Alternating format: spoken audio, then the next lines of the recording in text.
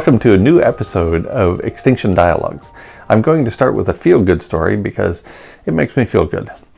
There's a woman I know from social media. She has become a friend, and she and her husband moved to Ecuador a few years ago. And they're doing great.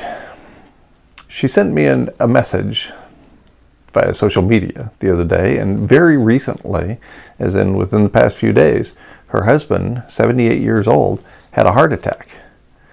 And it was touch and go. There was all kinds of medical technology poured into extending his life. He received stents in his veins, and it was a big deal.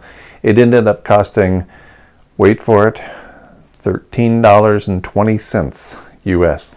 $13.20 for a life-extending series of operations and procedures for this man. And he said, he told the contact of mine through social media that he was staying alive for one reason, so that he could tell people, "I told you so," based on Guy McPherson's work. Thanks very much for that information, Billy, and I sincerely hope your husband has a speedy recovery. Okay, on to the not-so-loving messages. First message from the troll farm is a comment that was posted on the troll farm in response to my initial release of the Extinction Dialogues episodes, that first episode. And Billy responds, "Isn't this the type of spin-off to Peter Miller's project? He has NTHE vids of dialogues he has with us lowly masses, as you well know." Yes, I do well know, so you don't need to tell me that. "I suppose since your dialogues come from your emails, we won't get true dialogue, just your taped responses to your emails." Yeah, sorry. I can't do live performance with everybody who sends me an email message.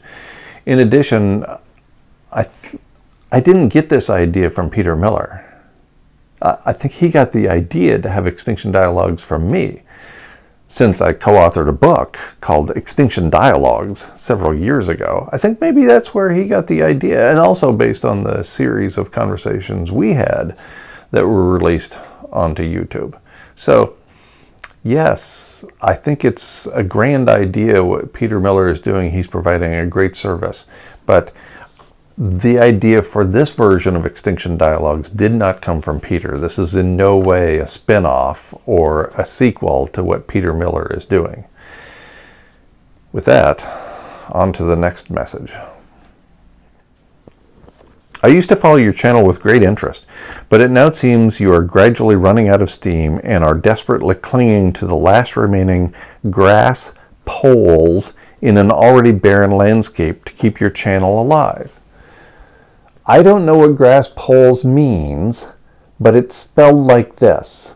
Apparently I am desperately clinging to the last remaining grass poles to keep my channel alive.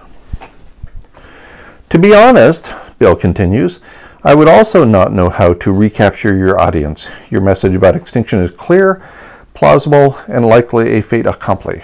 Not much more that can be done unless you want to follow the Greta Thunberg path."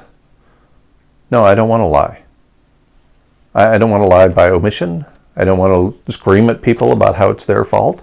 I don't want to tell people that you stole my future when you're among the most privileged people on the planet. I don't want to follow that path in any way, shape, or form. Thanks a lot, Bill.